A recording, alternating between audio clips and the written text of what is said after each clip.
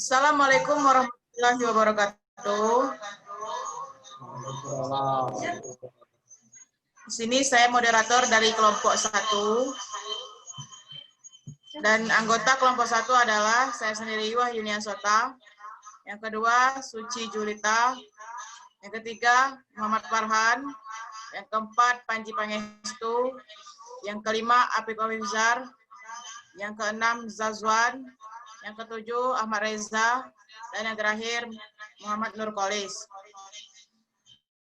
Di sini kelompok kami akan menampilkan presentasi dari kelompok kami yang akan disampaikan oleh Saudara Panji Pangestu. Kepada Panji Pangestu kami persilahkan.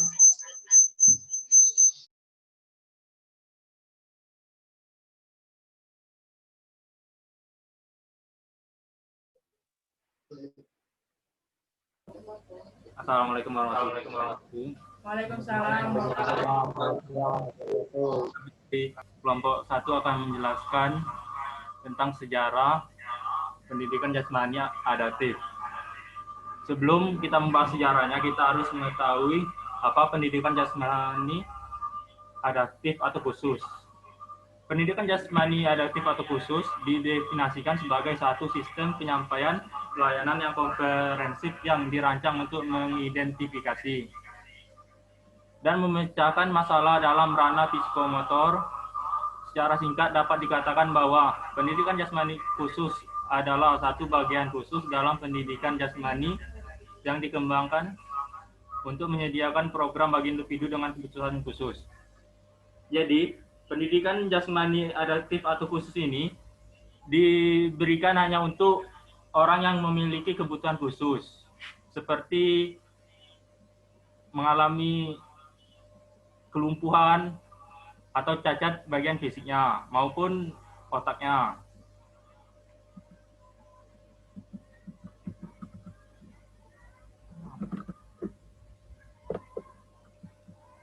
Terus kita di sini akan lanjut membahas sejarah pendidikan jasmani adaptif.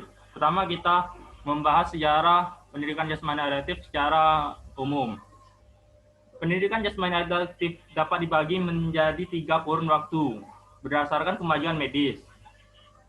Pendidikan dan perubahan dari sikap masyarakat terhadap yang berkelainan kurun waktu pertama disebut masa primitif. Untuk waktu pertama, pendidikan jasmani adaptif ini pada waktu zaman primitif atau prasejarah sampai tahun 500 sebelum Masehi. Selama kurun waktu ini sedikit sekali pengembangannya dalam pendidikan jasmani adaptif karena pengetahuan pada saat itu sangat minim dan juga teknologi tidak seperti saat ini.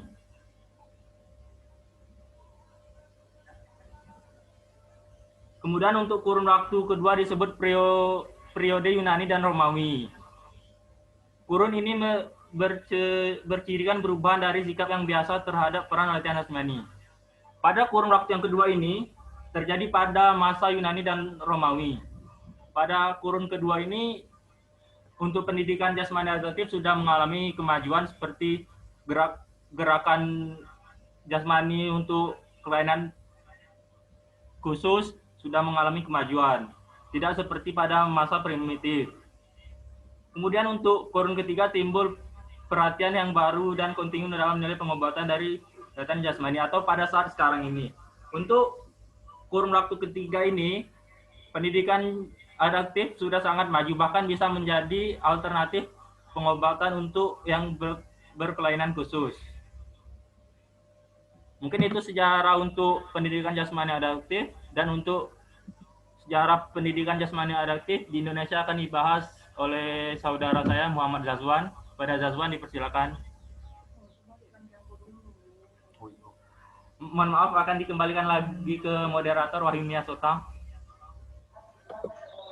Oke, baiklah. Terima kasih Saudara Panji atas penjelasannya. Dan selanjutnya akan disambung oleh Saudara Muhammad Zazwan. Dan kepada Muhammad Zazwan kami persilakan. Assalamualaikum warahmatullahi wabarakatuh. Waalaikumsalam warahmatullahi wabarakatuh. Saya akan melanjutkan untuk sejarah pendidikan jasmani adaptif yang ada di Indonesia. Di sini sejarah pendidikan pendidikan jasmani adaptif di Indonesia sebagaimana telah diutarakan dalam bagian pendahuluan secara tertulis, belum menjumpai dalam literatur tentang pendidikan-pendidikan di Indonesia. Ada aspek yang membicarakan masalah pendidikan adaptif beserta sejarahnya. Selama pembelajaran pendidikan jasmani, peserta didik yang salah satu kakinya lebih pendek dan lebih kecil daripada yang lain, sehingga ia pakai tongkat penyangga untuk berjalan. Selanjutnya itu tujuan dan manfaat penjas adaptif. Tujuannya adalah tujuan pendidikan jasmani adaptif bagi ABK sebagai berikut, yaitu untuk menolong siswa mengoreksi kondisi yang dapat diperbaiki. Selanjutnya, untuk membantu siswa melindungi diri sendiri dari kondisi apapun untuk memperburuk keadaannya melalui penjas tertentu. Selanjutnya, untuk memberikan kesempatan pada siswa mempelajari dan berpartisipasi dalam sejumlah macam olahraga dan aktivitas jasmani, waktu luang yang bersifat rekreasi. Lalu, untuk menolong siswa memahami keterbatasan, kemampuan jasmani dan mentalnya. Lalu, untuk membantu siswa melanjutkan penyesuaian sosial dan mengembangkan perasaan memiliki harga diri.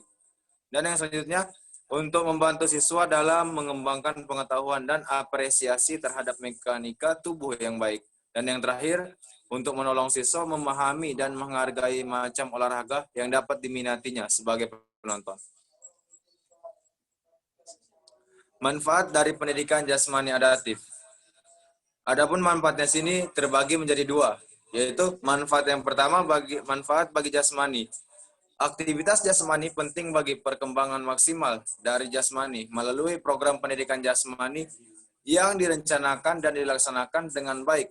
Pertumbuhan jaring-jaring otot dan tulang dirangsang. Jasmani anak, khususnya anak yang gemuk, dapat dipengaruhi dengan aktivitas jasmani. Lalu yang selanjutnya, manfaat bagi keterampilan gerak.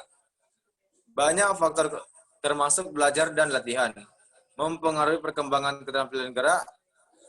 Guru yang profesional dan berkemampuan dapat membantu tiap anak mengembangkan secara paling efisien koordinasi, syaraf otot, keterampilan gerak, dan gerak-gerak kreatif. Oke, baiklah. Itulah dari materi dari Saudara Zazwan. Semoga para teman-teman mengerti apa yang sudah kami sampaikan. Sini saya akan memberitahu bagian-bagian dari anggota kami. Yang pertama, saya sendiri sebagai moderator. Yang kedua, Muhammad Zazwan dan Panji Pangestu sebagai pemateri. Suci Julieta sebagai pemakalah. Dan Muhammad Farhan sebagai pembuat PowerPoint. Dan Ahmad Reza, Afif Abizar, dan M. Nurkolis sebagai pencari makalah.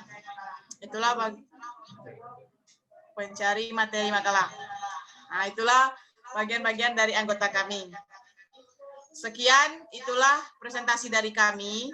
Lebih dan kurang kami mohon maaf. Dan terima kasih sudah memperhatikan. Kami akhiri. Wabillahi taufiq wal hidayah. Wassalamualaikum warahmatullahi wabarakatuh. Waalaikumsalam.